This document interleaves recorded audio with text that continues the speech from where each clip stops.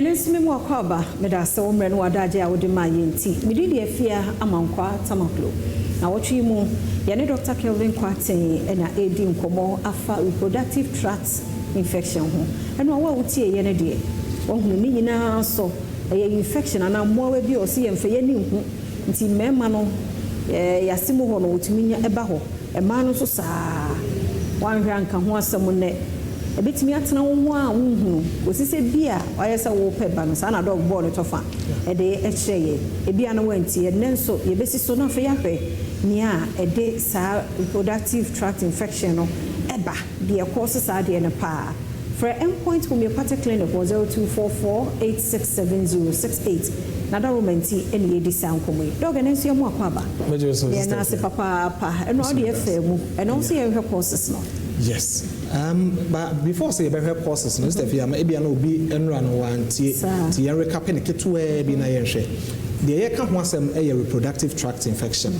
Now you can say a more beer into me for your new now more affected man and memena into mema or bemem or mobile affected untoshono or prostate or to miss say ho.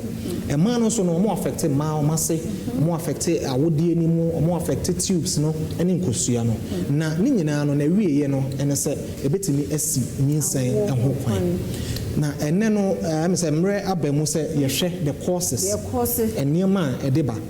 Sister, if you are the main courses, no, a you know, the free and nemu, a sexually transmitted, and you what the yen free nemu, a non sexually transmitted. And Pimpy, they are not one of you said, side infections and idea, just said, on the Bemeshi, Munkuan, son, when you, but you what the free and nemu, their friend is a gonorrhea, chlamydia, their friend is a trichomonas. Herpes. Some a more one in Yanano. Only or bar Nasa Bema or Wobi Ecocusiamua. Obitimi Yabi. It will be a said your one multiple sexual partners. No, I am not any side infections. No, if you apart from that, Obiswa or ye unprotected sex. Say or Nibe man now about Cusiamua. On one of my pension, dear. Hit and run.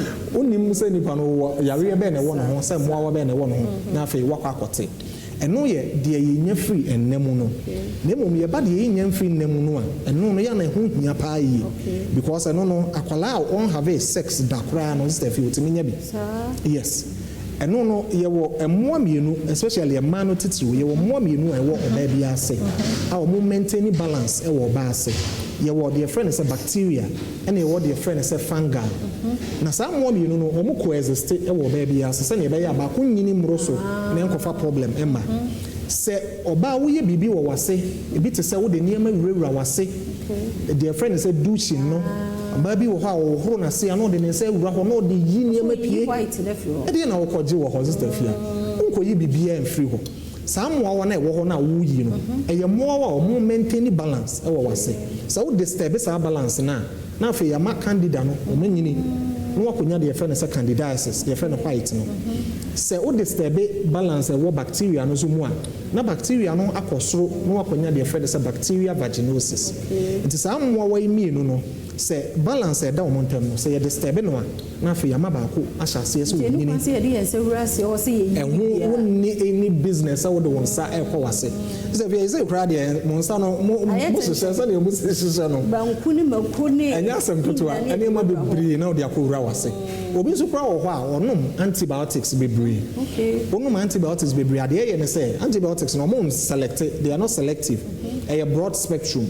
Into omukum bacteria ni na for yama fungi no na omu nyini eboso na akofa candidiasis e dia ba it is an yema nyina no e matimi ye na for na kwakofa sa reproductive tract infections e dia ba ebiem obi wo ha na okoye surgery nti surgeries ahodo a omoye na for ye introduce infections e dia mama obi wo ha okọ terminate pregnancy okoye abortion obeye no na tools a omode beye no na nya papa na for o introduce infections obi wo ha awo no wawo awie no na niema nke wo se doctors no omo ye no omo nye na afi na ye introduce infection ye wo contraceptive bi wo ha ye friend IUD ye de share a mass say na be ya ha be kwa prevent pregnancy and also omo ya wotimi introduce infections e de ko and answer one hwe omo ye timi exactly san ye me nyina ye ne ma wo ya e betimi ama infections no so wo ye oba wo ye be ma na wan di ohuni o personal hygiene wan hwe ne yi a e mema no titiru your boxers no